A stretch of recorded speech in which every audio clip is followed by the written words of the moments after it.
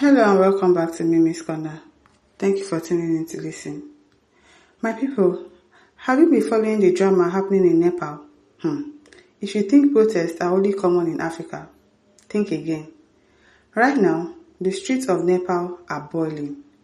What started as a simple decision by the government just to ban social media has exploded into something far bigger. It's now a full-blown uprising led by young people, the Gen Zs. You see, the Nepalese government woke up one day and said, Facebook, Instagram, WhatsApp, YouTube, X, all of you are banned. Their excuse, these companies refuse to register under a new law. But let's be honest, in today's world, social media is more than just pictures and memes. For young people, it is their voice, their megaphone, their platform to speak truth to power.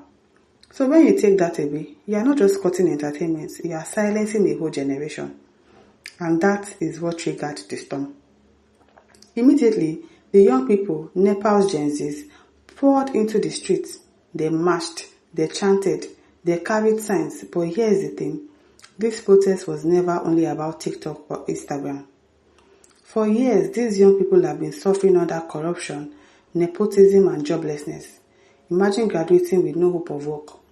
Imagine watching politicians enrich themselves while the country struggles. That pain has been building like hot steam in a pressure cooker. The social media ban, it was simply the final straw. As the protest grew louder, security forces came out. Tear gas, batons, rubber bullets, everything was used to scatter the crowd. But the youth, they refused to back down. Soon, the clashes turned deadly. At least 19 people have lost their lives. More than 100 were wounded. Families crying, hospitals filling up. But even in the face of death, the protest did not stop. In fact, they grew stronger. I hope that one day Nigerians will get to this point. And I hope that our leaders, they are watching and learning. The situation escalated further when angry demonstrators began attacking the very symbols of government. Parts of the parliament were set on fire. The Supreme Court was vandalized. Even politicians' homes were not spared. Kathmandu, the capital, looked like a war zone. For a moment, the whole world turned its eyes to Nepal, asking how did a social media ban spark a revolution? Under that kind of heat, the Prime Minister, KP Sharma Oil, could not survive. On September 9th, he resigned. Yes, the Prime Minister of Nepal stepped down. Can never happen in Nigeria.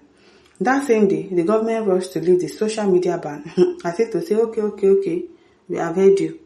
They restored Facebook, WhatsApp, Instagram, YouTube, all of them.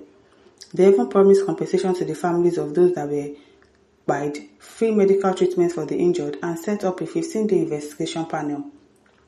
But my people, can money and promises erase years of frustration? The answer is no. It is really no. And that is bound to happen in Nigeria very soon. If our governors, they don't do the right thing, it's just one last straw that is going to break the camel's back, just like he has done in Nepal today. What is happening in Nepal is not just about apps and internet. It's about trust. It's about leadership. It's about young people saying, we deserve a future. Since Nepal became a republic in 2008, the country has had more than a dozen governments, not surviving a full 5-year term. Political instability has been the order of the day, and the youths are tired of it. Now, Gen Z is leading a new wave, demanding change that goes beyond one prime minister. They are asking for a system that is fair, transparent, and accountable.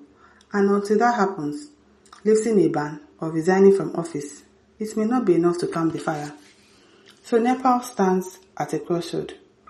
On one side is the old system, corruption, broken promises, and leaders who come and go like shadows. On the other side, a new generation, young and bold, demanding to be heard.